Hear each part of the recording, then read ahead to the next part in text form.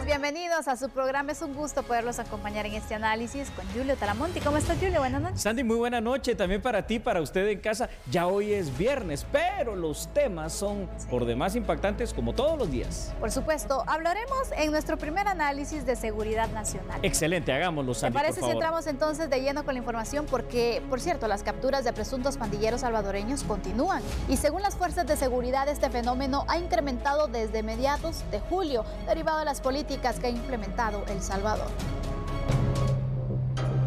Según nuestra base de datos, tenemos registrados 10 capturados integrantes de clicas del barrio 18. La última captura que se registra es el día de ayer en horas de la noche, cuando agentes de la comisaría 73 de Chimaltenango hicieron contacto con el presunto pandillero denominado Carlos Alfredo Rodas Reyes, alias El Mulita, de 20 años. Nuestros investigadores de la Subdirección General de Investigación Criminal mantienen un monitoreo constante, no solo en la capital, sino en el interior del país, para evitar de que estas personas vayan a arraigar directamente en estos lugares. El departamento en donde se han registrado más capturas es en Jutiapa. Sin embargo, Chiquimula, Chimaltenango y la ciudad capital son otras localidades en donde los presuntos pandilleros buscan esconderse. Recuerde denunciar al 110 de la Policía Nacional Civil si sabe del refugio de algún presunto pandillero. Pues hablemos de este tema. El fenómeno de las tribus urbanas centroamericanas, más conocidas coloquialmente como las maras, es la más grande amenaza hoy por hoy, Sandy, de seguridad en el Triángulo Norte de Centroamérica. Dos son al día de hoy las maras existentes: la MS-13, más conocida coloquialmente como la Mara Salvatrucha, y el Barrio 18. La mara más grande en número de elementos es la primera que nació, es decir, en este caso la MS-13. En países como El Salvador y Honduras predominan los pandilleros salvatruchas específicamente, que se dedican a un catálogo de hechos delictivos muy variado, entre ellos extorsión, sicariato, consumo y distribución de drogas, robos, asesinatos, entre otros. Acá en Guatemala tenemos la presencia de ambas maras, pero pasa un fenómeno distinto a El Salvador y Honduras. La mayor cantidad de nuestros pandilleros pertenecen al barrio 18. 10 pandilleros salvadoreños han sido capturados en 2 meses acá en Guatemala. ¿Qué te parece? Increíble, Julio, porque hay que tomar en cuenta que varios de ellos han sido capturados por cometer, unos por escándalos en la vía pública y otros también, recordemos, una salvadoreña que está vinculada también a una pandilla que, por ejemplo, falsificaba documentos. ¿Correcto?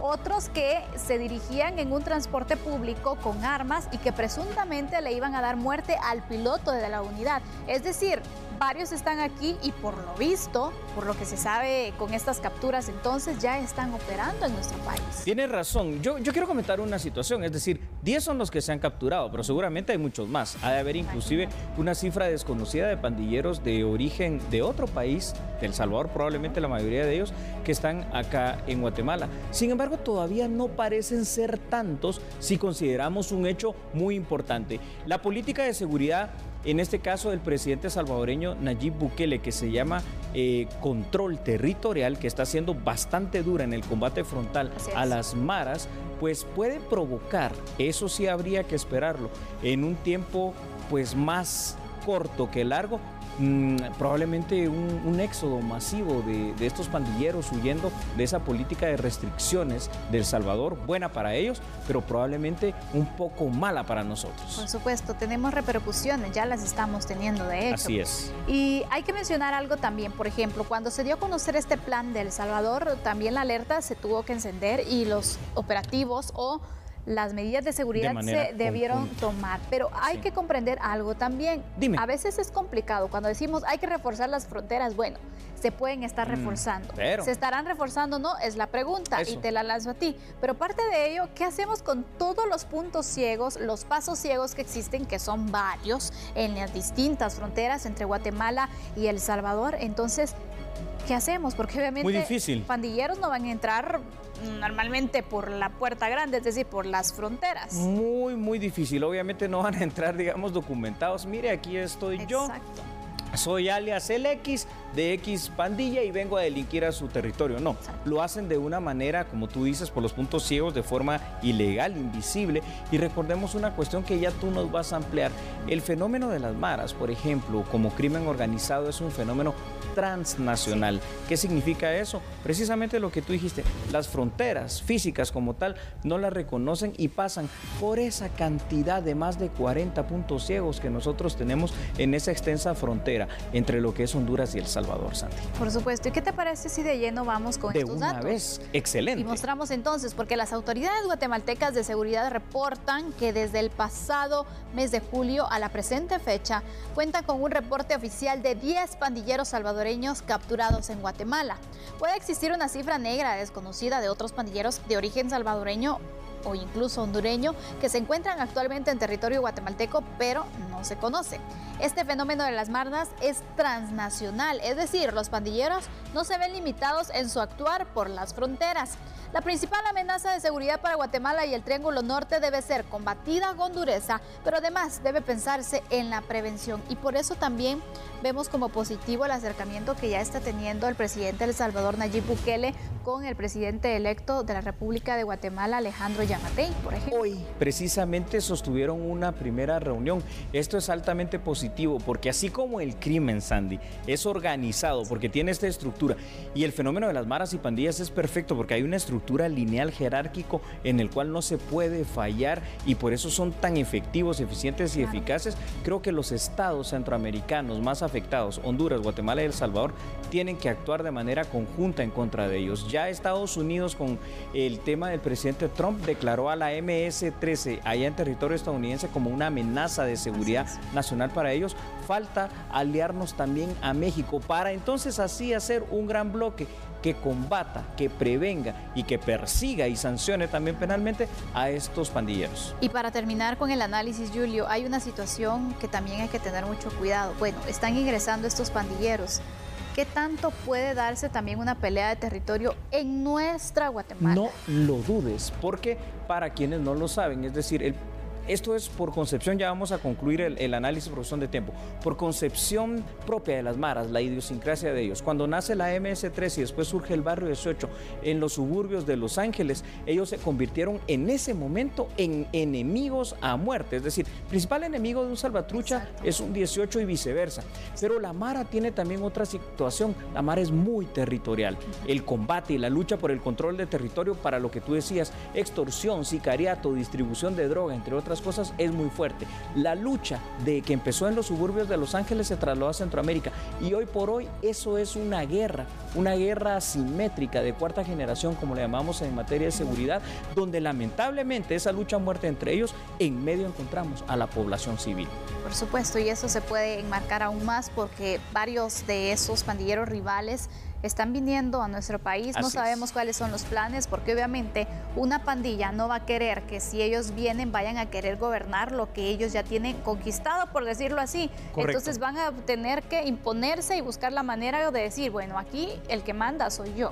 Y en medio estamos nosotros, los guatemaltecos, que no tenemos opción de pagar extorsión o de pedirle a Dios que nos permita llegar con vida a casa. Tienes toda la razón. Una excelente frase como conclusión la que has dado para este tema tan impactante, Sandy. Pero te digo algo de una vez. El siguiente tema de análisis no es menos polémico, te podría decir.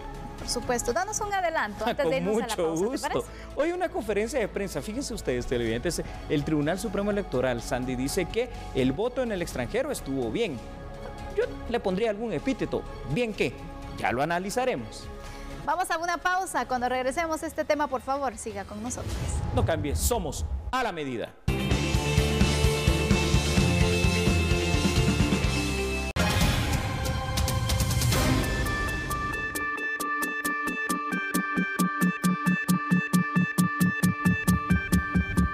La unidad de voto en el extranjero aplaude la participación en las urnas de guatemaltecos fuera de las fronteras. Es de aplaudir el hecho de que los 520 ciudadanos que acudieron a emitir el sufragio hayan llegado a cada uno de los centros de votación que les correspondía pese a la situación migratoria. De esta manera, la directora del voto en el extranjero manifestó su satisfacción por el proceso eleccionario que se desarrolló en 4 ciudades de Estados Unidos. La directora resaltó que valoran la participación de los connacionales con situaciones migratorias inestables. Pese a la situación migratoria en aquel país ya conocida por todos, entonces creo que es de aplaudir la participación de nuestros connacionales en el extranjero. Además, Rojas indicó que así hubiesen sido un voto emitido, significa mucho para el proceso electoral del país. Sobre todo resaltar que el hecho de que uno solo haya acudido a las urnas, el hecho de que uno solo haya podido acudir a las urnas en el extranjero es un adelanto tanto para el sistema electoral como para el sistema democrático del país, que nuestros connacionales en el extranjero hayan sido partícipes por primera vez de las decisiones del país. El voto en el extranjero arrojó los siguientes datos. Son más de 1,5 millones de guatemaltecos que residen fuera de las fronteras del país. De ellos, solamente 67,000 realizaron el proceso de empadronamiento. Y de ellos, solo 1,254 guatemaltecos emitieron el sufragio. El presupuesto para esta unidad fue de 25 millones de quetzales. Sin embargo, el gasto podría haber sido mayor. Bueno, ahí lo tiene usted. Yo creo que vamos a iniciar el análisis, Sandy, con tu venia, pero yo no lo sé, pues al final de cuentas, ¿qué es lo bien que vio en este caso el Tribunal Supremo Electoral? Sí voy a reconocer una cosa, que hicieron algo que ningún otro Tribunal Supremo había hecho, el hecho de realizar elecciones en el extranjero, bueno, en Estados Unidos por lo menos.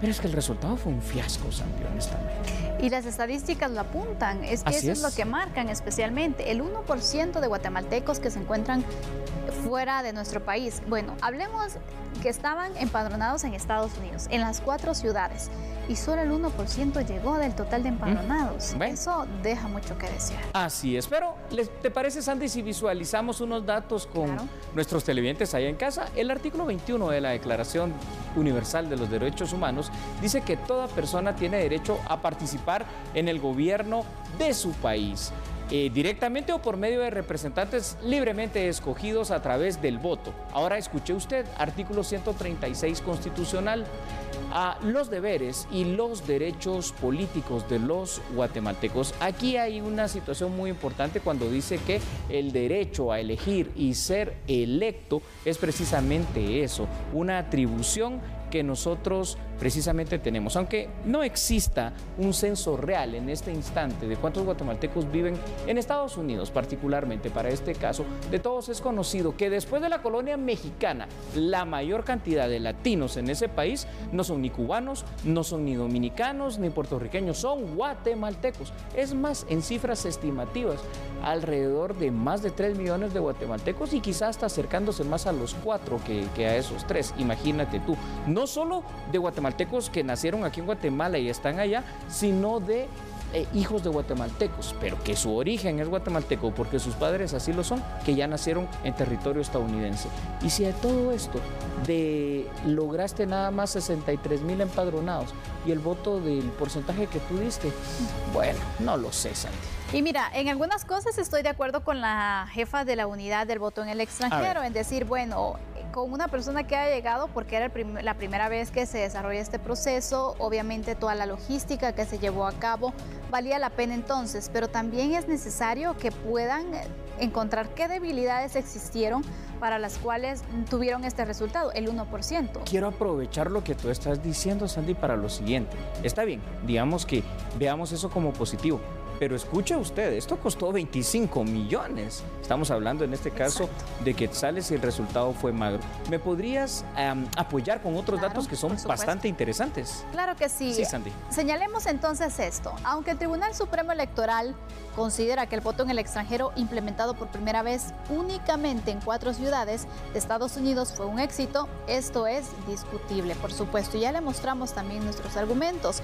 Falló el poder dotar a más ciudadanos de DPI, el empadronamiento automático no fue implementado de la mejor forma, falló la comunicación y la convocatoria al voto. De un universo de 67,000 guatemaltecos aptos para votar en Estados Unidos, solo se logró contar con la participación de 1,200 personas, lo cual evidencia este éxito. Se reconoce el avance del voto en el extranjero, pero el Tribunal Supremo Electoral tendrá que trabajar mucho para que sea una verdadera expresión de la voluntad popular del guatemalteco residente en el extranjero. Es decir, cada uno tiene que formar y buscar la manera de poder fortalecer también el proceso. Es decir, bueno, faltó el tema de los DPI, bueno, hay que coordinar con el RENAP, hay que coordinar con la unidad del voto en el extranjero. Los cada consulados. función, cada entidad tiene un papel y por lo tanto todos tienen que funcionar bien para que el resultado final sea bueno. Imagínate si nosotros aquí en el programa, nuestro encargado de audio no estuviera, no funcionara, el programa no saldría bien. Nos venimos abajo sin Carlitos. Entonces, Carlitos es el encargado de audio. Todos necesitamos de cada pieza para que el resultado al final salga bien. Eso tienen que ver los del tribunal. Que podamos llegar allá a casa de buena manera. Ya para concluir este tema, Sandy, muy buena analogía, te felicito. A ver, rescatamos el hecho de que el TSE logró precisamente realizar estas elecciones en el extranjero, en Estados Unidos concretamente. Las lecciones aprendidas son muchos y lo que hay que mejorar todavía es demasiado. Así que esperamos que para el 2023 realmente pueda ser un universo grande de guatemaltecos que emitan su voto. A partir de este sábado arranca la recepción de expedientes de abogados que desean participar en el proceso de elección de candidatos para las salas de apelaciones. La nómina será entregada el próximo 23 de septiembre. Autoridades de la postuladora a salas de apelaciones detallaron que se espera una recepción de cerca de 2.000 expedientes durante el 24 al 30 de agosto. Ya estamos acá habilitados, preparados para poder recibir a los distinguidos profesionales del derecho y poder iniciar formalmente la convocatoria de las comisiones de postulación en lo de sala de apelaciones. Mañana sábado 24 para el viernes 30 de 8 de la mañana a 18 horas. La experiencia de años anteriores en esta misma comisión ha superado los 1.000 participantes. Hoy esperamos unos 2.000 expedientes. Hay que ser muy claros que también estamos trabajando en un tiempo muy corto. Obedece a situaciones ajenas, obviamente, a la comisión, pero estamos cumpliendo con los plazos establecidos en ley. Esperamos el 23 de septiembre acercarnos al Congreso de la República a entregar formalmente la nómina. Por lo tanto, el plazo de recepción se redujo a una semana, lo cual también complica, lo debo de aceptar, en lo referente a completar algunos documentos, constancias, certificaciones que tendrán que hacer los distinguidos profesionales. Hemos tratado como comisión de facilitar en algún tipo de documento. Tenemos la facultad en la ley de poder requerir información a algunas instancias, por lo cual también la comisión va a colaborar en eso. Por aparte, la postuladora a magistrados de la Corte Suprema de Justicia comenzará a recibir expedientes de profesionales de derecho del 26 al 30 de agosto. Se espera un total de 300 expedientes.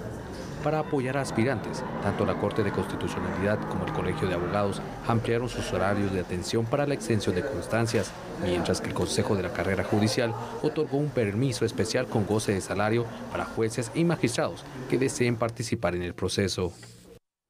En otro orden, conflictos agrarios que se registran en el país se mantienen y deberán ser atendidos por el próximo gobierno.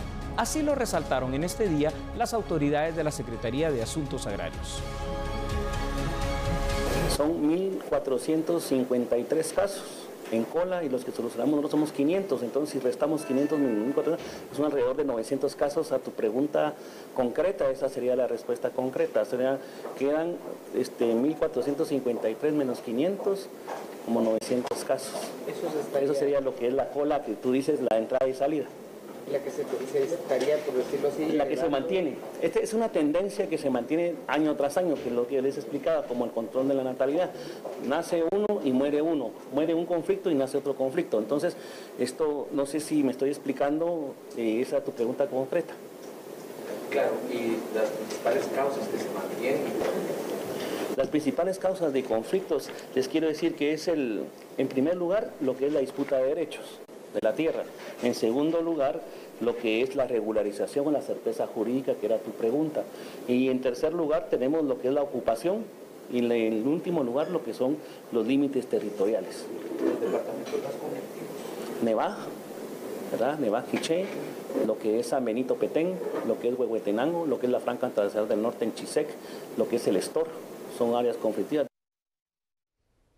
Debemos hacer una pausa, pero el siguiente tema es muy interesante, Julio. ¿Cómo la violencia puede afectar a una familia o a varias? Y desplazarla probablemente, ¿verdad? Así que no cambie, por favor. Vamos a una breve pausa comercial. Y ya sabe, nosotros somos A la Medida.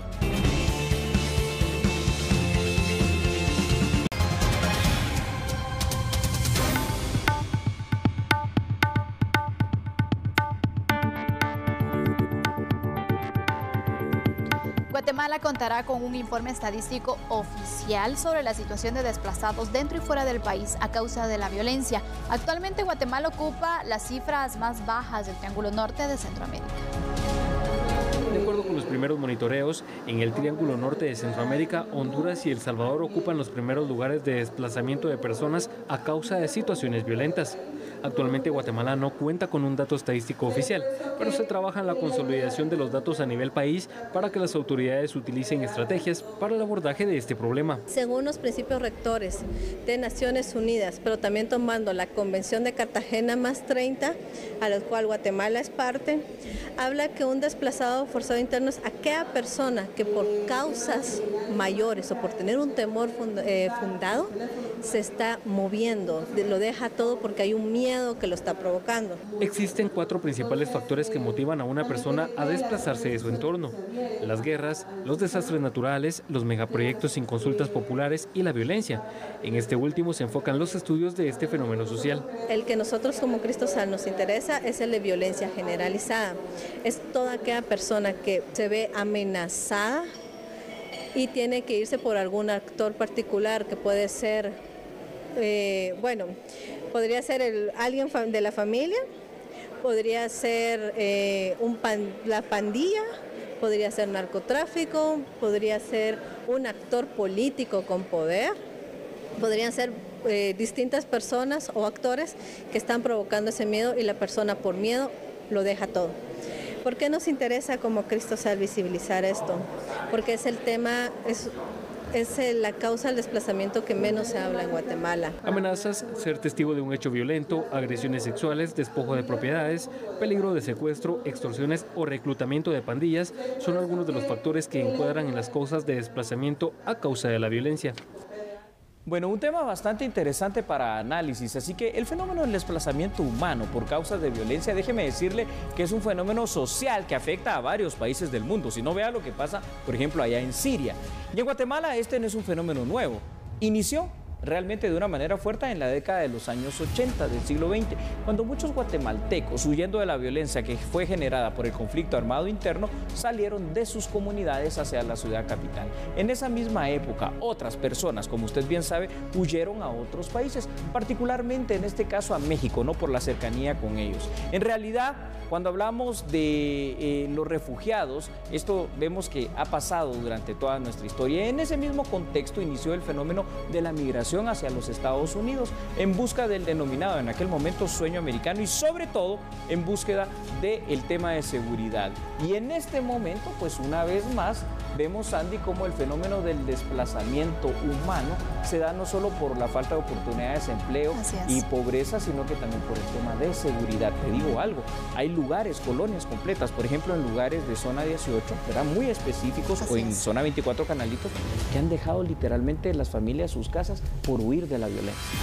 Por supuesto, pero aparte de eso, recordemos que los pandilleros normalmente andan también reclutando a jóvenes especialmente, y hay familias que han tenido que migrar, que han tenido que desplazarse para evitar que estos pandilleros, pues bueno, hagan de las suyas y que obliguen a sus hijos a pertenecer a esas pandillas. Sí. Son situaciones que tú no planificas, pero no te queda otra alternativa que hacerlo. Escuche lo que dice Sandy, esto es muy importante. ¿Sabe por qué?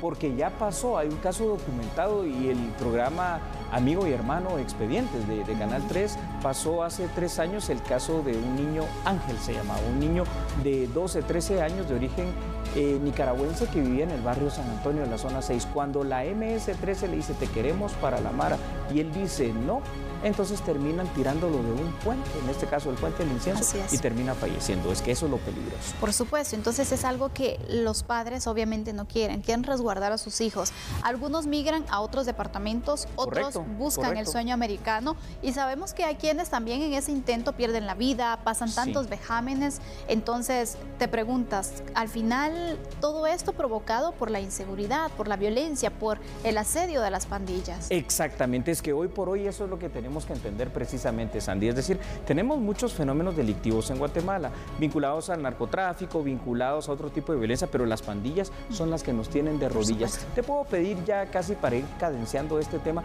que puedas compartir con todos nosotros unos datos que son por demás interesantes. Por supuesto, mostramos en pantalla los siguientes datos. Hablemos que, según el científico social Abraham Maslow, la seguridad es una de las necesidades fundamentales del ser humano. Actualmente en Guatemala, este fenómeno de desplazamiento a causa de la falta de seguridad sigue siendo una realidad del tejido social guatemalteco, pero a pesar de ello, vale la pena destacar que actualmente se ha logrado un descenso en los índices de inseguridad, siendo al menos estadísticamente más vulnerables El Salvador y Honduras, que están enfrentando situaciones muy difíciles.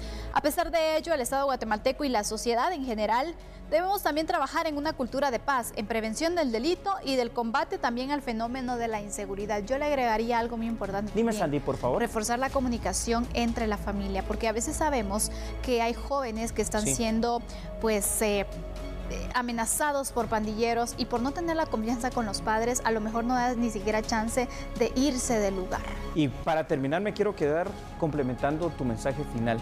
Tengamos cuidado, informémosle a nuestros jóvenes los peligros de la pandilla, porque una vez que tú te involucras, joven, en ella, ya no se puede salir. Así que vamos a continuar con la información, pero ¿qué dices tú, Sandy? Vamos a conocer otras noticias. Muy bien.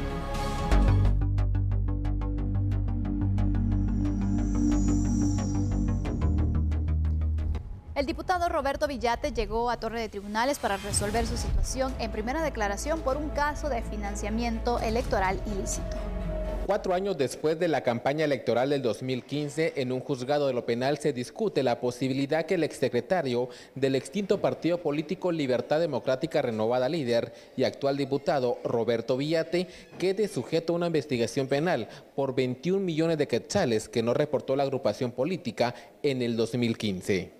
No permitió ni facilitó que el Tribunal Supremo Electoral realizara de forma libre su función de control y fiscalización al ocultar y recibir financiamiento electoral en forma anónima para sufragar gastos de campaña electoral del año 2015, especialmente en los meses de mayo a septiembre del año 2015. Antes de ingresar al juzgado sexto de lo penal, el parlamentario habló sobre el proceso que enfrentará en el sistema de justicia como exsecretario general del extinto partido político Líder. Tendré una primera declaración, en ella haré la enumeración de mis argumentos del delito que me están imputando, que es obstrucción a la fiscalización. De esa cuenta es que estoy aquí presente. La primera declaración del diputado Roberto Villate se aplazó y se retomará el 4 de septiembre en el juzgado sexto de lo penal a cargo de Carlos Toledo. Yo no sé si ustedes en casa y tú, Sandy, me permiten hacer algo, ir a una breve pausa comercial. Claro que sí, volvemos en instantes. No cambien.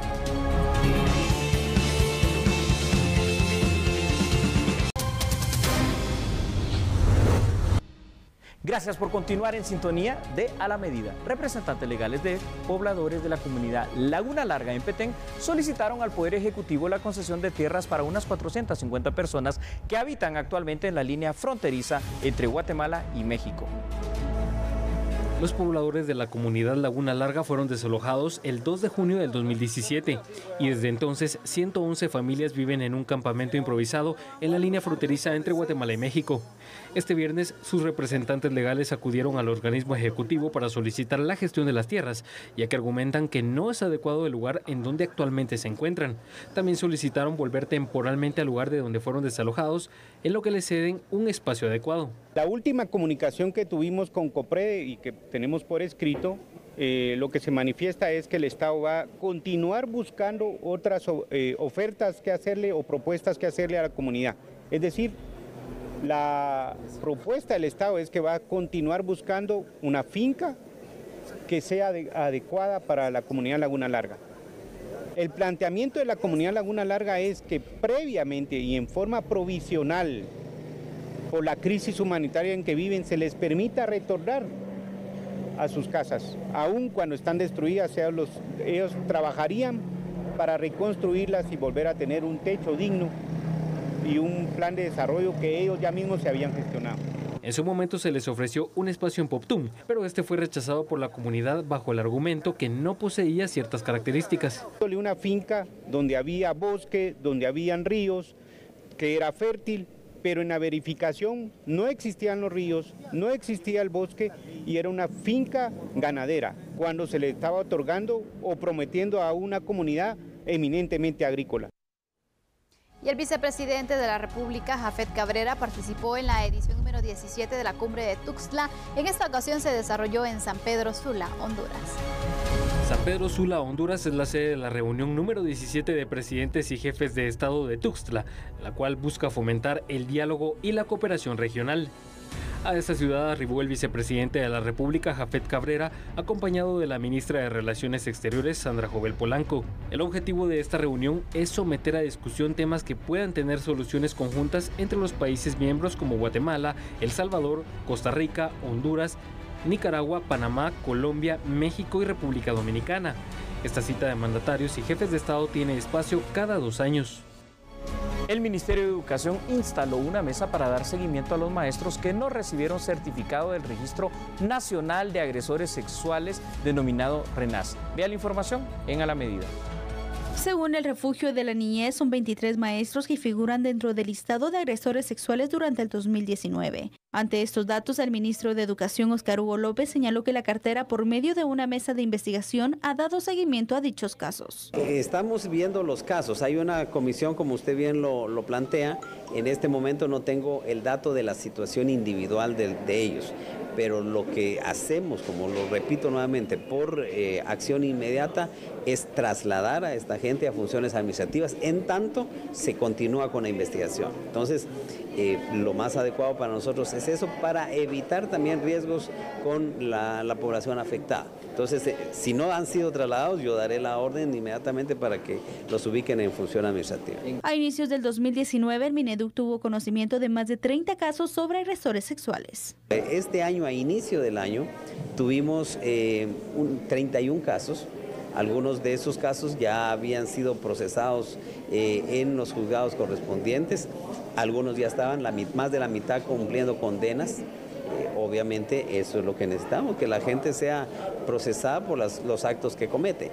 Otros no, otros estaban todavía en proceso de investigación, los quitamos, ese 50% los quitamos de función docente y los trasladamos a función administrativa, en tanto se realizaba el proceso legal. Obviamente, hasta que no hayan sido juzgados y declarados culpables, la situación para nosotros es todavía incierta. Los departamentos que han registrado la mayoría de maestros que no recibieron certificado del Registro Nacional de Agresores Sexuales son Petén, Izabal, Escuintla, Huehuetenango y San Marcos. Guatemala fue nuevamente sede del Campeonato Latinoamericano de Robótica, que reunió a un buen número de niños y adolescentes, los cuales demostraron su talento con la elaboración de diversos proyectos. Más de 4.000 niños y jóvenes de 5 a 16 años se dieron cita al 12º Campeonato Latinoamericano de Robótica, en donde participaron colegios de El Salvador, Honduras, Costa Rica, México, Panamá y Guatemala. Más que todo, lo que nos ayuda es a realizar su creatividad, su innovación, a que ellos vengan y utilicen todo lo que aprenden en el colegio y lo pongan en un prototipo y en un proyecto que se nos da. Trabajan casi que 2 meses en lograr el objetivo y pues los resultados son estos, una competencia sana, educativa y sobre todo con grandes lineamientos morales para que ellos logren una buena competencia.